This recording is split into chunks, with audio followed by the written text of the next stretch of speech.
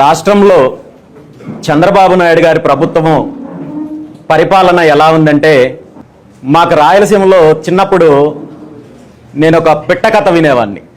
ఓ గ్రామంలో ఒక తాగుబోతుండేవాడు.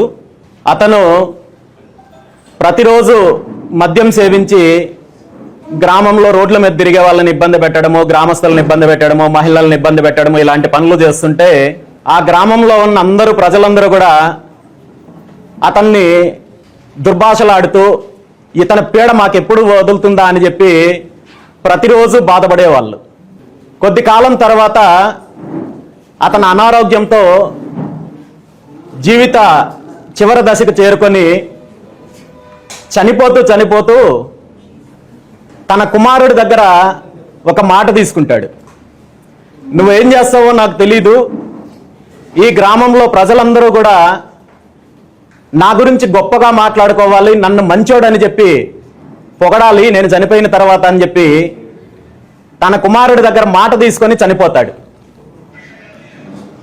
వాళ్ళ కొడుకు ఎంత ఆలోచించినప్పటికీ కూడా వాళ్ళ నాన్నకి ఏ విధంగా మంచి పేరు తీసుకురావాలో తెలియకుండా, ఎందుకంటే వాళ్ళ నాన్న ఏ ఒక్క మంచి పని చేయలేదు, మంచి పని చెయ్యకపోగా ఆ గ్రామస్తుల్ని ఆ ప్రాంతంలో ఉన్న అందరినీ కూడా ఇబ్బంది పెట్టాడు. కాబట్టి ఎవరు పొగిడే పరిస్థితి అయితే ఉండదు. ఏం చెయ్యాలని ఆలోచించి చివరికి ఒక నిర్ణయానికి వస్తాడు.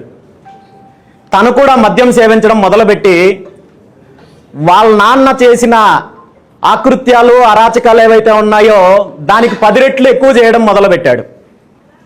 వాళ్ళ నాన్న రోడ్ల మీద గొడవ చేస్తే ఇతను నేరుగా ఇండ్లకెళ్ళి గొడవ చేయడము, ఆడపిల్లల మీద గొడవ చేయడము, చిన్నపిల్లల మీద గొడవ చేయడము, ఈ విధంగా అతని అరాచకాలు వాళ్ళ నాన్న చేసిన దానికంటే 10 రెట్లు పెరిగేసరికి ఆ గ్రామంలో ప్రజలందరూ కూడా వీళ్ళ నాన్న చాలా మంచోడు, అతను తాగినా ఏదో రోడ్ల మీద గొడవ చేసుకునేవాడు, ఇతను మరీ ఘోరంగా తయారయ్యాడంటూ వాళ్ళ నాన్నను పొగడ్డం మొదలుపెట్టారు.